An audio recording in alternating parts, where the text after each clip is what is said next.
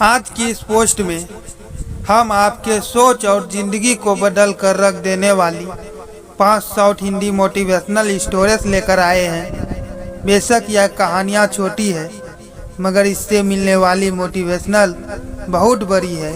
पहला, तुम्हारा टैलेंट कोई नहीं चुरा सकता। एक बार एक चिड़िया ने मधुमक्खी से पूछा कि तुम इतनी मेहनत से शहद बनाती हो और इंसान आकर उसे चुरा ले जाता है तो तुम्हें बुरा नहीं लगता? तो इस पर मधुमक्खी ने बहुत ही सुंदर जवाब दिया, इंसान मेरा शहद तो चुरा सकता है मगर वो कभी मेरे शहद बनाने की कला नहीं चुरा सकता। ये छोटी सी कहानी हमें सिखाती है कि कोई भले ही कितना भी स्मार्ट क्यों ना हो, वो सिर्फ आपके काम को कॉपी कर सकता है लेकिन कभी उसके टैलेंट को चुरा नहीं सकता। इसलिए किसी से धोखा खाने या नुकसान उठाने के बाद हार मत मानिए, अपने हुनर के बल पर फिर से कोशिश कीजिए। दूसरा, तुम्हें किससे प्यार है? एक बार एक व्यक्ति अपनी नई कार को बड़े प्यार से पॉलिश करके उसे चमका रहा था। तभी उसकी 4 साल की बेटी पत्थर से कार पर कुछ लिखने लगी। कार पर खरोच देखकर पिता को इतना गुस्सा आया कि उसने बेटी के हाथ में जोर से डंडा मार दिया, जिसकी वजह से बच्ची की उंगली टूट गई। हॉस्पिटल से आने के बाद बेटी पूछती है, डैड मेरी उंगलियां कब ठीक होगी? गलती पर पछताता रहा पिता कोई जवाब नहीं दे पाता। वो वापस जाता है और कार पर जोर जोर से मारकर अपना गुस्सा निकालता है। कुछ देर बाद उसकी नज़र उस खरोच पर पड़ती है जो उसकी बेटी ने लगाई थी और जिस पर लिखा था, आई लव यू डैड। ये कहानी हमें सिखाती है कि गुस्से और प्यार की कोई सीमा नहीं होती। याद रखें कि चीज़ें इस्तेमाल के लिए होती है और इंसान प्यार करने के लिए। लेकिन आज हम लोगों की सोच इतनी छोटी हो गई है कि हम चीज़ों से प्यार और लोगों को इस्तेमाल करने लगे हैं। याद रखें, टूटी हुई चीज़ को फिर से जोड़ा जा सकता है लेकिन टूटे हुए रिश्ते बहुत मुश्किल से जुड़ते हैं। तीसरा, पिता और 4 बेटों की कहानी। रामधर के 4 बेटे थे।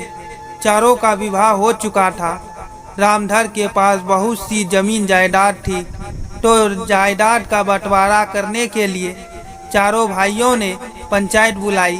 सरपंच बोला, रामधर जी, आपके चारों बेटे चाहते हैं कि आपके जायदाद के 4 हिस्से कर दिए जाए और आप 3 महीने हर एक बेटे के पास रहेंगे।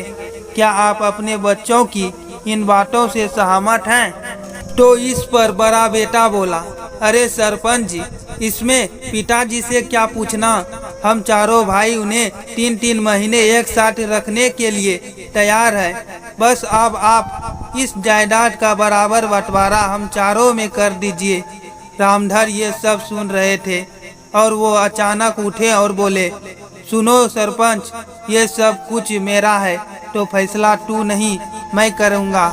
और मेरा फैसला ये है कि इन चारों को मैं बारी बारी से अपने घर में 3 महीने साथ रखूँगा।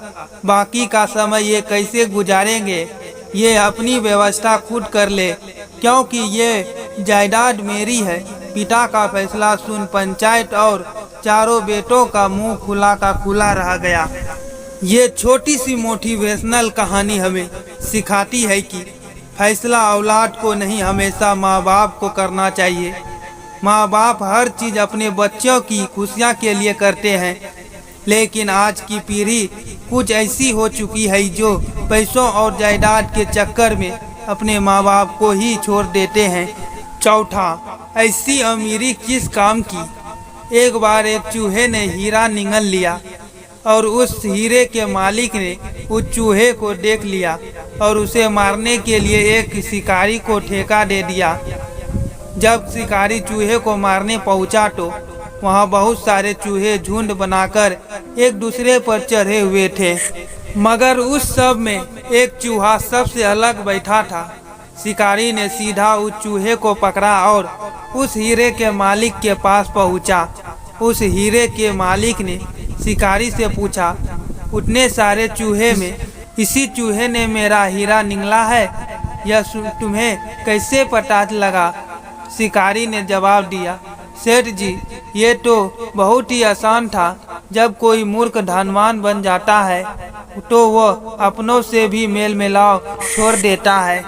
दुनिया में ऐसे बहुत से लोग होते हैं जो थोड़ा सा पैसा कमा लेने के बाद खुद को दूसरे से बहुत बड़ा समझने लगते हैं और अपने दोस्तों रिश्तेदारों से भी दूरी बना लेते हैं और ये समझने लगते हैं कि जिंदगी में ये पैसा ही उसके काम आएगा और कोई नहीं।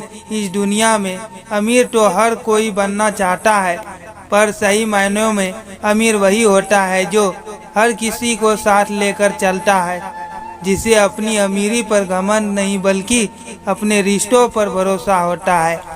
5वां, कोशिश करना कभी ना छोड़ो। ये छोटी सी कहानी है हॉलीवुड एक्टर सिल्वेस्टर स्टैलोन की। हम सभी उनकी सफलता से अच्छे से परिचित हैं, लेकिन उस सफलता के पीछे जो स्ट्रगल उन्होंने किया उसके बारे में आप इस छोटी सी कहानी के जरिए जानेंगे।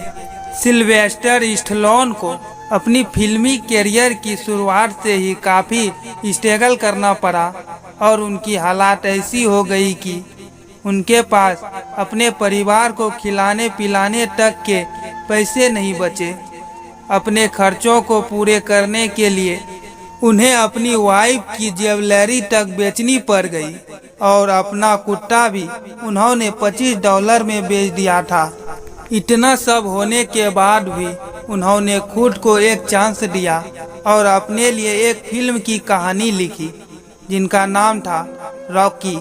इस फिल्म की कहानी में कई इन्वेस्टर और प्रोड्यूसर ने स्टैलोन को हीरो का रोल देने से मना कर दिया, पर इन्होंने हार नहीं मानी और ऐसे लोगों को ढूंढा जो इनकी मदद करे।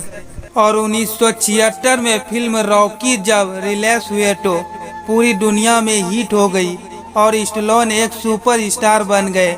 अपनी मेहनत, कोशिश और लगन और कभी हार ना मानने वाले जज्बे के दम पर स्टैलोन पूरी दुनिया के लिए एक मिसाल बन गए।